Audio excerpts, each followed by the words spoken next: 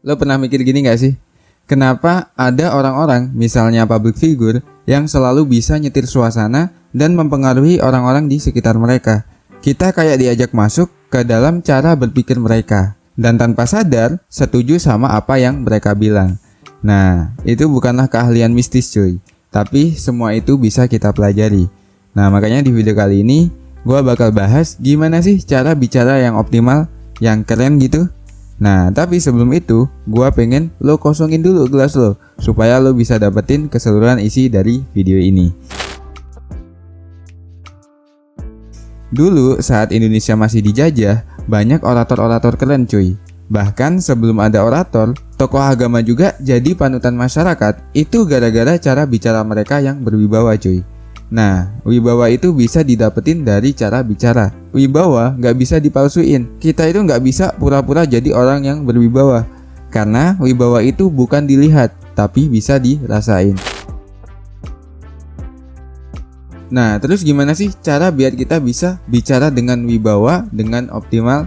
Nah, oke, yang pertama yaitu banyak baca. Banyak baca buku atau artikel tentang pengetahuan yang kita suka. Contohnya sosok Bung Karno dan Bung Hatta. Mereka berdua orator yang punya pendukung fanatik masing-masing. Mereka berdua suka banget baca buku cuy. Entah itu buku tentang filsafat, kehidupan, negara, dan sejarah. Karena mereka baca, mereka bisa wujudin cita-cita mereka, yaitu memerdekakan Indonesia. Nah, setiap kali Bung Karno ngomong, dia tuh bisa bikin pendengar diam dan setuju sama apa yang dia bilang. Begitu juga Bung Hatta. Semua anggota Persatuan Pelajar Indonesia yang sering ketemu di Belanda dulu, mereka dengerin dengan serius apa yang Bung Hatta sampaikan. Setiap orang yang dengar pidato mereka berdua pasti pulang dengan pikiran baru dan tekad buat perbaiki cara berjuang mereka. Nah, di dalam buku Penyambung Lidah Rakyat karya Cindy Adams, Bung Karno nyeritain kenapa dia bisa bicara di panggung gede dan di depan ribuan orang. Dia selalu bilang yang dia omongin adalah kejujuran cuy. Nah, dia benar-benar ngerti masalah rakyat waktu itu. Dia ngaku kalau dia jadi kayak gitu gara-gara baca buku dan latihan pidato dari kecil cuy. Bung Hatta beda lagi. Dia dari keluarga yang kaya raya dan punya fasilitas lengkap. Tapi dia tetap semangat belajar. Dia belajar di Belanda buat ngerti pemikiran penjajah. Begitu balik dari sana, dia paham kalau semangat kemerdekaan cuma bisa tumbuh lewat diskusi dan pidato buat rakyat. Dia mulai ngumpulin pemuda-pemuda buat diskusi dan cari solusi. Nah, itu tadi baru cara pertama buat ngoptimalin cara bicara, yaitu dengan baca buku. Terus apalagi yang perlu kita lakuin biar bisa jadi pembicara yang bagus dan percaya diri? Hal kedua yang mungkin gak banyak kita pikirin sebagai masyarakat modern adalah menulis cuy. Ya, menulis. Setelah progres baca, pasti kita punya pemikiran baru yang fresh di pikiran kita dan hati kita. Pemikiran itu bisa kita ungkap dan pahami dengan menulis. Nah, banyak orator hebat di dunia ini, hampir semuanya punya buku yang akhirnya bisa kita baca sampai sekarang.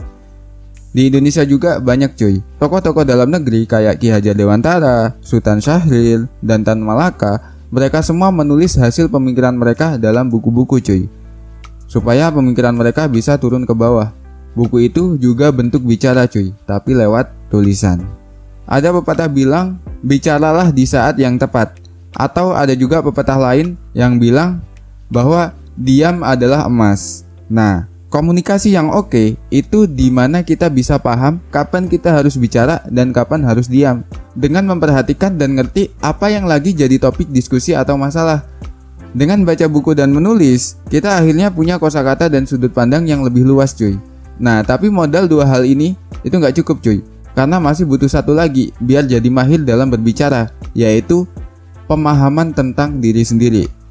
Gak jarang kita sering sombong dan meremehkan orang lain saat menghadapi perbedaan sudut pandang. Nah, kita harus paham gimana caranya untuk menyesuaikan diri dalam diskusi atau saat berorasi. Kita harus bisa dengerin pendapat orang lain dengan baik dan bisa berkontribusi dalam diskusi sama siapapun dan dalam situasi apapun.